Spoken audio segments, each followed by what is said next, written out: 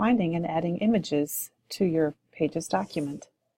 Sometimes you want to change the appearance of your document by adding some images to it.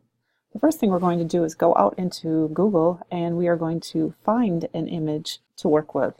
So I'm going to search in my Google for service dogs. When I press go, then I want to go to the word images so that it shows me the images.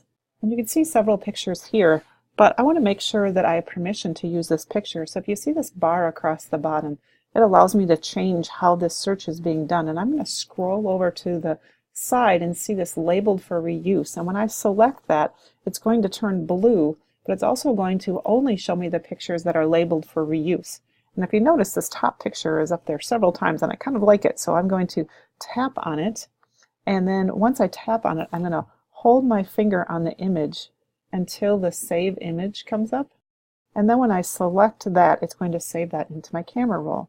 Now, when I go back to my Pages document, I'm going to place my cursor where I want my picture to be, and I'm going to use the plus sign up in the corner, and notice that Images is right here, so I'm going to choose that, and I'm going to select this picture. Now the picture comes in quite large, so I can grab a handle and I can resize it if I'd like to, and then I can push my finger in the middle and I can re-drag it around to different places.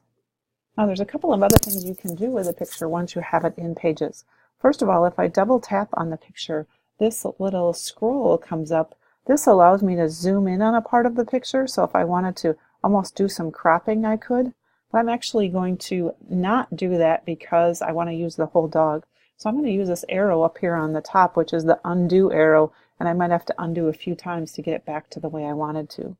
Also, once the picture has handles on it, you can go up to the paintbrush in the corner and change the way that things look as well.